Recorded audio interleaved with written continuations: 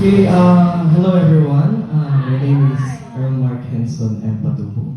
And you can call me Mark Henson for short, okay? So, thank you guys so much, Freeway Davao, for having me here. It is such a blessing with you guys. You know what? I did not even expect that I would be standing right here, right now, talking and sharing. This is a very wonderful experience because I am carrying something important, something knowledgeable, something that we can learn. No? You know what? Last night lang, I just did an OPP presentation. And isa dito sa akong kauban, no? Nagdala akong kauban, and I really did my best, as always. At that time, you know what? Wala lang ko nag-expect na ipapresent ko ni Ma'am Beth. Kasi, I've been busy lately. Yes, I always do presentation. No, I sometimes go up to stage, talk to people, table talk. But there was this one time na pahuway gid kaayo ko. Napahuway gid kaayo ako ang let's say talking skills. Kasi I've been busy looking for people. I've been busy looking for leaders, no? Leaders who have a sharp mindset. But that time, I mean like that night, grabe kaayo kay as in, Ma'am Beth said, okay, prepare the OPP, na tayo visitor karon. Okay. Okay, ma'am. Unsa man, kanang, nagulat pa ka ako. Ano naman ako, sige ma'am. Kasi mag-OPP ma'am. Ikaw? Okay. Sige. So I wasn't really ready because I was really busy thinking, sino ba ang pwede or qualified na people? So yes, I did OPP last night, and after that, Ma'am Beth said, okay, now you go to Davao, you do the OPP tomorrow. Can you imagine that? Yes, I am so grateful right now. I've been wanting to stand up, not just in an ordinary stage, but to stand up in a relay stage, talking, sharing. That's what I want, and now it is happening. Thanks to my Lord and Savior Jesus Christ. I am here telling you from right now. So now, to give a little bit trivia o kinsa si Mark Henson, no? Storyahan sa tagamay, ila sa tagamay before I start, okay? Yes. Okay, so si Mark Henson is not a perfect man, no? I've never been so perfect in my life. And si Mark Henson is pasaway. Yes, very. Name it, tanan. Unsa na, bad boy, suplado, feeler, feeling bright, tanan. Actually, bisyoso, inom, sigarilyo. I don't really care as long as it satisfies my happiness. Yan ako, dati. You know? That's my mindset eh. I am a very explorative na pagkatao. I really want to explore life. I really want to go places na I've never been before. Pero mali ang ako ang sistema. Ang ako lang, makaato lang ang lugar, bahalag mali akong ginabuhat. I don't really care much. Truly I tell you, dili ko maayong tao. And at the same time, sa ako ang pagkadili ng maayong tao, no? Dili po ko maayong mo take care sa akong health. Kasi bisyoso ako eh. Diba? Bata ka man ko. Okay lang. Sige raw, pagkita ko nag-30, nag-40, di ba nga ako ni Pation? Diba? Enjoy pagkitaw ko. Yes, that's my life before. But, you know what? When, Jesus first came, or wala din siya nila sa kalibutan to save the good ones. He came for the sinners. And until now, He's still doing that. God is still doing that. Kasi yan yung nangyari sa akin. After being so bad, my life changed the moment na nabulos na ako uyak. Yes. I am a father. Proud kaayo. Thank you. Yes, I am a father sa akong beautiful daughter na mag 2 years old ka na October 18. Yes. Thank you, pero that time, what they thought, no? Yung mga tao na nakaila sa ako, nakasurround sa ako, they thought that's the end of my life. Yes. They thought, dira na lang gid kataman kayo nga, gisayang na nimo imong pag-eskwela. Gisayang na nimo ang imong future. Di ba? Gid na atong mindset always. Sometimes ang atong mindset as a Filipino, pag makaburos ka, nasayo pa. End of everything na. But that is not true. Because dili man ta Ginoo, we do not get to decide what is our future. Diba? So, that baby served as a new opportunity for me. That baby served as a new reason to renew my old self, my old mindset. From daily kayo care sa health to slowly taking care of my health. And then, wala pa gid day na human. How did I met Riway? Dili pa to mao. Pero kani, after having my first baby, actually, isa pa gid ay. O pa ko plano dumagan, okay? Just to clarify. Pero yes, after na ako nag-anak, nagkasakit dahil na akong lolo. Nagkasakit akong lolo. Actually, nakabalon ako na nagkasakit siya, puros pa akong asawa. And then, very, very lisod kayo sa ang pamilya. Kay, kabalo ba mo? Magkasakit ng isa ka miyembro sa pamilya, tanan apektado. That is so true. Kasi, kasi we Filipinos are very loving eh. Di ba? Isa lang ka miyembro sa pamilya, nagkasakit. Siyempre, we care about that person. So, gasto diri, gasto dito, utang diri, utang dito, right? Ang atong lawas, grabe maningin. Grabe gid ka mahal. At first, pag wakay bation, di sa gid ka maminaw pag naay health advocate pag storya sa mga tubangan nga, uy, mauni angay yung buhaton para ma-prevent ninyo. Ay lang sa, okay pa man ang lawas. Right? Pero you know what? Mali di ay. Okay, sometimes, dili na dapat na maghulat nga mulala ang sitwasyon before ka mo take action. Just like, kung sinetapos ang lolo, he kept that for pila ka years na natin siya gibati. Until one time, nangaon sila sa pagkainan, natukan na nga akong lolo. No, I wasn't really there sa iyang cancer journey, to tell you, because I was busy sa akong own family and studies at the same time. Pero, kabalo ko, updated ko kasi may GC kami. So, ayun na. Nakita ko na nga, lisod. Kasi, the moment na natukan na nga ako ang lolo, that was the moment po na nagkabuang nga akong pamilya, unsaon siya, kay naunsa siya. Di ay, pagtanaw, na nadayda ko kay nabukol sa iyang ngala-ngala. Pag-check up karon sa Davao Doc, na nasaba daw ang doktor anak mamahan. Ano karon pamilya ninyo gipaanhin? Stage 4 na yung cancer. Diba? Kung ikaw maminaw, ano ang po ka nagsaba pa? O si daddy pa. Pero ang ako ang lolo, he's the type of person nga, syempre, breadwinner din yun ang family eh. Pero, he's the type of person na, as long as dili ko mahimong financial burden, buhaton ako. So, iyang gitago. Kasi, kabalo siya nga, naglisod po mi. So, iyang una-una, kung mag-istorya ko, mas maglisod kami. Pero no, that was wrong. Kasi mas naglisod na hinuon mi, kay lala na.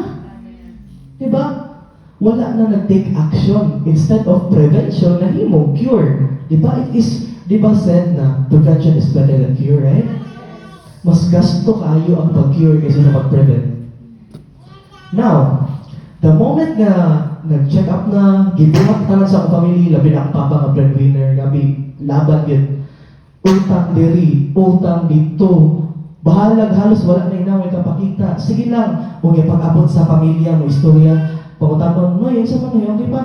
O, yung kapala kasi nilang, buhatan na ng procedure, inanagin na siya mo istorya. He will never show us nga naglisod siya, even though kabalumi. That's what leader's mindset is. Then ako na-amazed. But before that, problematic po ko. Ano ko, ginood kayo ng mga naglisod, hindi ko alam, hindi ba ang lugma? Diba? Wala akong tagag-allowance. Napakoy anak. So, diskarte din ako. Actually, kato pong nagkaanak ko, diskarte din po ko. Ragat ko trabaho ang giagihan. Pero, dinatawag saya na kay Dugay, nakita mo ko manata. So, after that, no, na nahitabo ko sa akong lolo, chemotherapy, radiation, tanang gibuhat, no? After spending, I think, 3 million, if I am not mistaken, naman ako tita Desel sa likod, no? I would like to acknowledge her. Tita, she knows how hard it is Kasi she was also there taking care of my grandfather. Her father. So, millions ang gasto kasi ang katawan pag mangayo, grabe. Isa pa lang na ang kinabuhi. What if si Bako Palayo, tanan mo pamilya, aham pa doon. Sabay-sabay alam mo St. Peter, di ba? Di ba? So, mauto. Nakulbaan namin kay, hindi nga naman ng doktor, okay na daw. Anak si daddy, hingnan daw siya nga. Okay na daw, humanatan ng procedure, humanatan ng gasto. And then, ingon na dahil nagkalit si daddy. Since humanatan ng doktor, sa may ka ng yung recommendation sa akong aman, nabi maintenance. Hindi nga nagitaw siya sa doktor, ay nga, wala. Nga naman, Dok?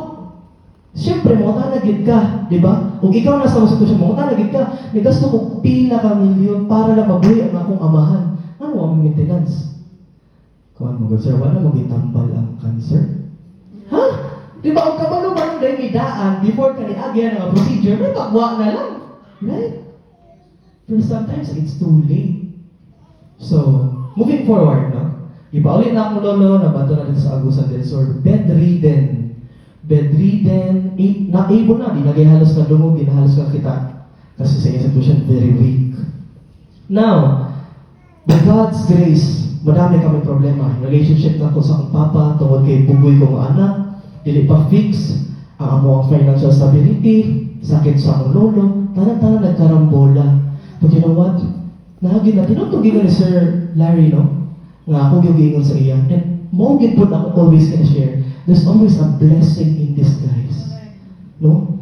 What we thought was a problem to us, what we thought was a financial burden to us, was another door, no? Another opportunity nga mo open sa amo. At first, abi lang na mo madala na lang mitama. Abi po na ko nga ilubungay na mo lolo. But then, nakadungog ang iyang farmer nga friend. Yun. Si farmer na friend ni Lolo, ni Adto kay nakadungog sing sitwasyon dito sa among panimalay, iyang i-share. Nga naman, siya, mura na po kamo karon, no? Katong mga bago. Iingkod lang siya, he listen, he understand, and then the moment nga na siya nakahibaw ang ganay na sakit, wala mo siya kwarta. Pero na siya user na hibawaan. Yan, sa ang balay, gusto niya sa kamaayo ang product. Try kasi, sometimes pag between life and death, you will do everything, right? Yes. So that is why, total lang family. Wala na yung presyo. Total lang na makadiha. Wala na gihatag ng doktor. Let's try this one. But by God's grace, first try pa lang. Wow. 6-month therapy. Dili maging makakaon akong lolo no pag ulit sa iyang radiation o sa iyang chemotherapy kay iyang alang-ala bangat. Kabalo ba mo? Iyang pagkaon paagi na lang sa tubo. Bedridden pa. Kung ako siguro na siya sitwasyon, wala ako depressed ko. Kaya murag yulat na lang kumamatay. But by God's grace, because of this product that we will discuss today, na save yung life. Yes! From bedridden to right now, butindog na, mga saba na sa ako, mukhaon na pag-yun. Kaya naman, ang iyang bangag sa iyang alang-ala, napilot na. Yes. Praise the Lord. Hallelujah. So right now, what is this product that you are talking about, Mark? Unsay rason na nagidala ko ninyo dere? Or unsay rason na nagidala mo sa inyong mga people na nag-invite sa inyo dere? So there's a reason why. We're gonna talk about this product opportunity. Product opportunity from the word itself. Inyo na rin oportunidad. No? Maybe, when you listen, maybe it's for you, or if it's not for you, for your family. If it's not for your family, for your friends, or if it's not for your friends, for those people to come in your life. So now let's talk about this. Kung saan ba ito nakita right now? So as you can see, no, these are the death sentences without committing any crime. Report ni gikan sa World Health Organization 2022, top 10 killer diseases. So if naamoy familiar na mga sakit. Yes. Killer diseases na siya. So number 1, we have heart disease. Number 2, we have stroke, lower respiratory infection, chronic obstructive pulmonary disease, lung cancer, diabetes, Alzheimer's, diarrheal disease, tuberculosis, and cirrhosis. So kanina mga sakit, no? Grabe ni. Pwede niyo mo ikamatay bisag wa kay krimen gibuhat. Traidor ni nga sakit. No? Maybe karon healthy ka, maybe tomorrow kalit rakag ka, stage 4 lang cancer. Diba? Lisod. So, we have 4 factors na agay rason ang tanan nganong may mahitabo sa toa or even sa tong body.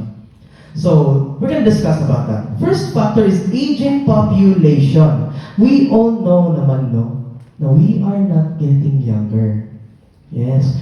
Every second, every minute, hour, or every day matters.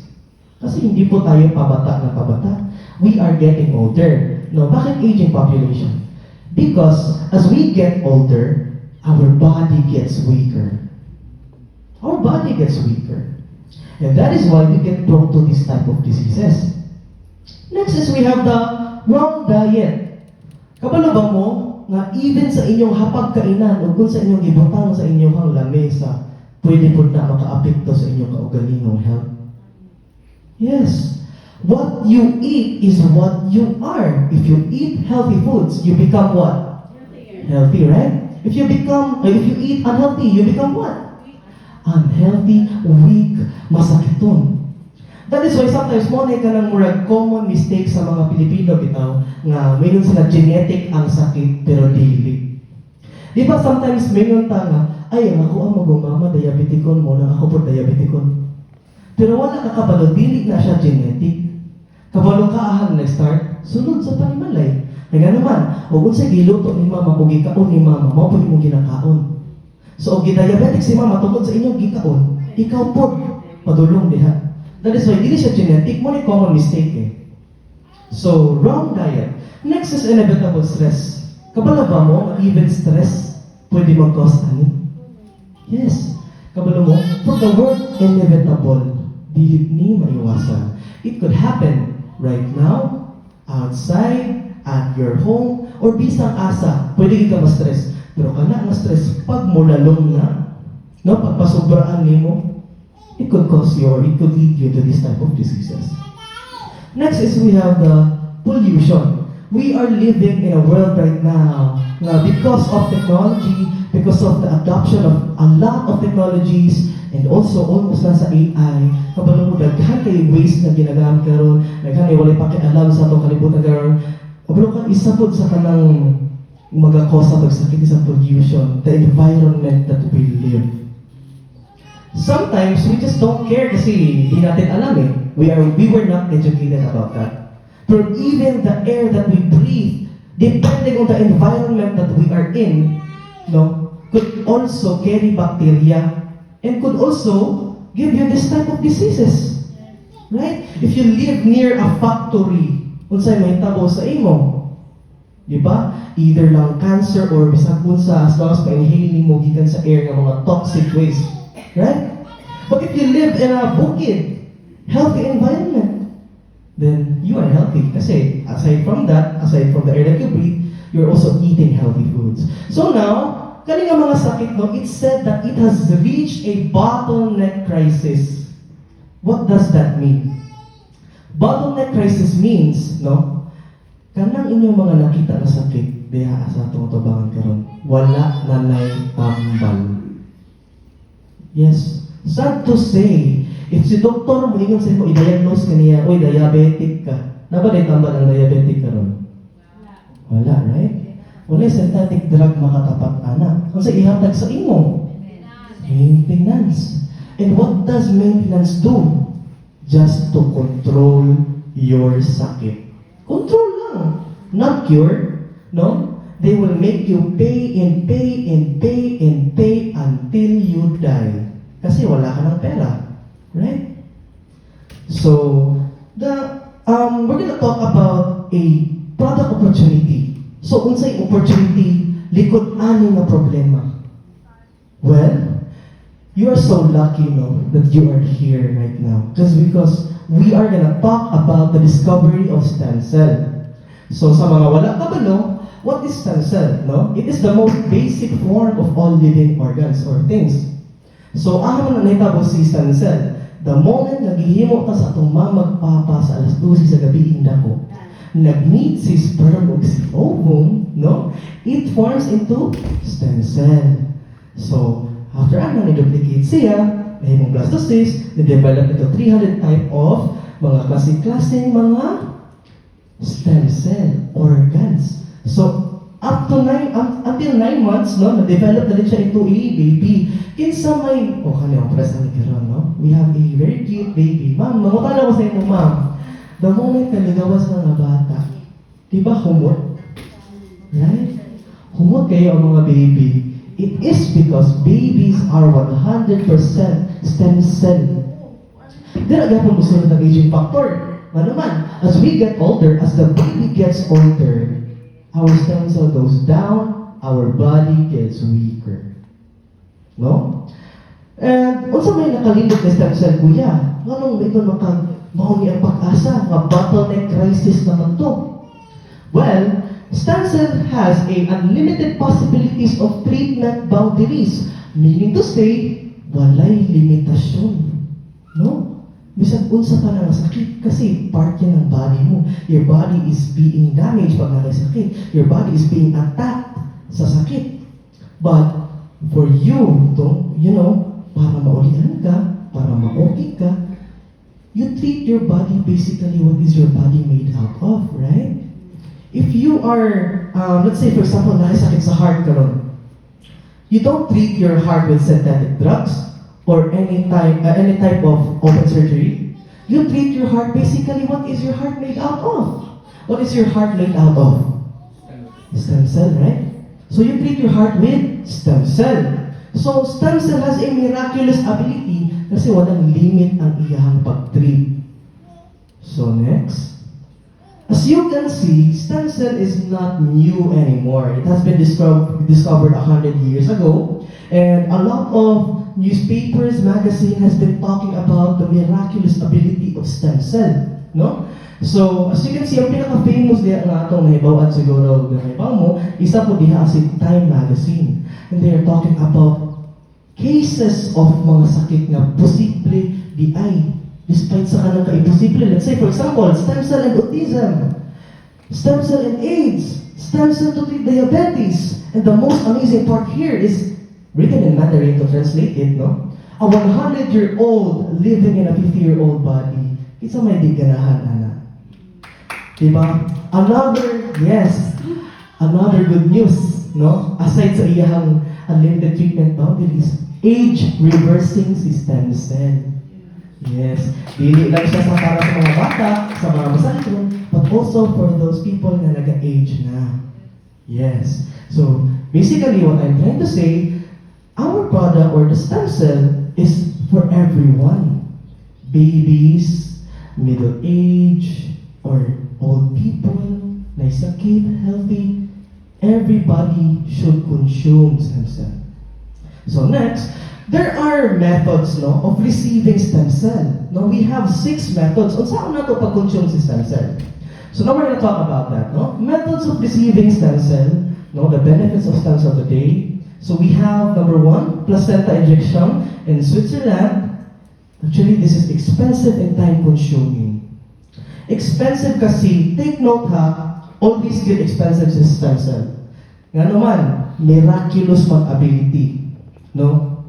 So it's because it is believed na ang kanang stem cell tambal or kanang food lagi daw na para sa mga rich and famous, para lagi daw na sa mga naika-afford.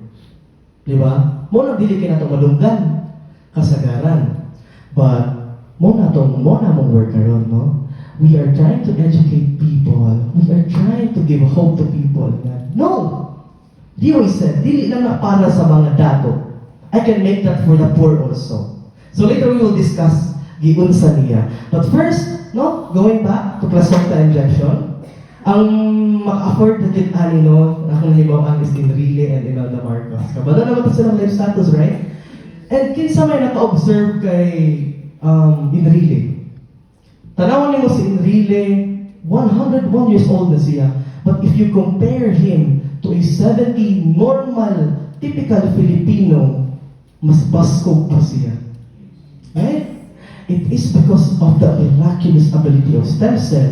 Kaso, mahal. if you are just a normal Filipino, just like me, I couldn't afford this. Bakit? Flight pa lang, mahal. Staying there, mahal. The procedure, very mahal.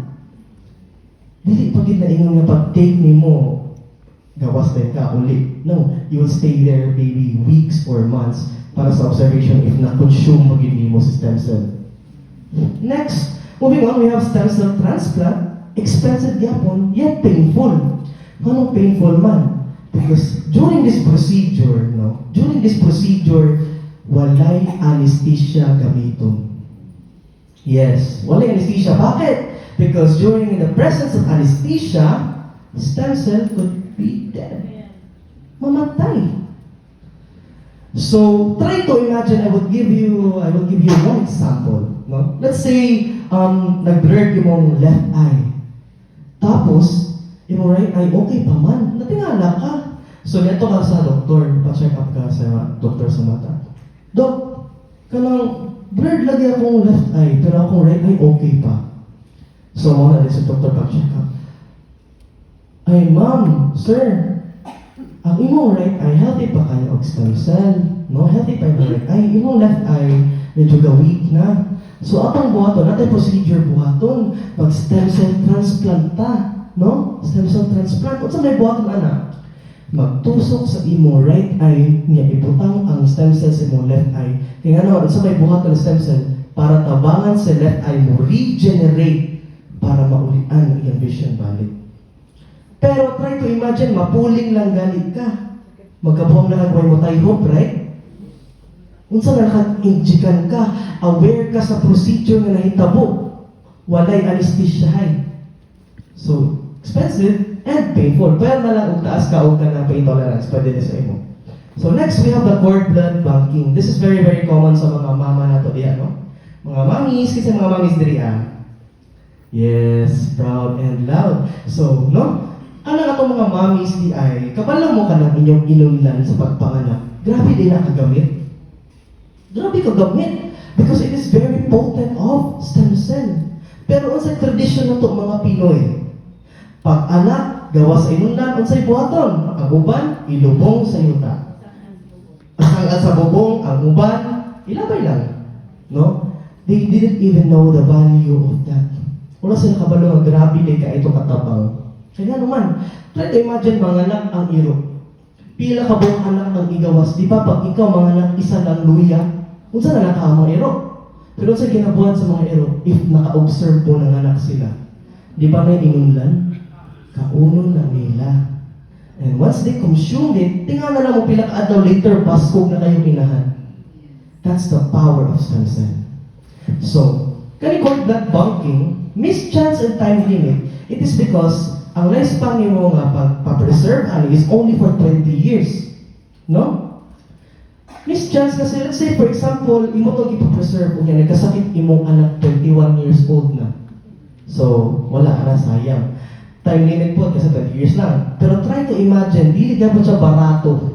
Kasi ang pagpa-preserve, no, sa isa ka buong cord blood or placenta is not for free. It is not for free. Did you know that, if I am not mistaken, Miss Faith Ann said na pagpa-preserve sa imuhang inunlan is 40,000 a month. Can you imagine magbayad kag 40,000 kada bulan tapos walay seguridad nga magamit nimo? So, mischance and time limit. Next is the placenta injection sa beauty salon. Kani, parang hindi sa mga taong hilig magpagwapa. Hilig mo to beauty salon. Hilig magpa-inject para muhamis ang ngaw. Yes. Kaso nga lang, non-professionals and safety concerns. Bakit? Non-professionals kasi ang magbuhat sa imo aning procedures are not professionals. No medical background. And take note, ang atong mga now, sensitive of nerve. No? So, instead na mo ito kag beauty salon para mapa-inject ka, para mo hamis imong now, mapa-inject nimo ang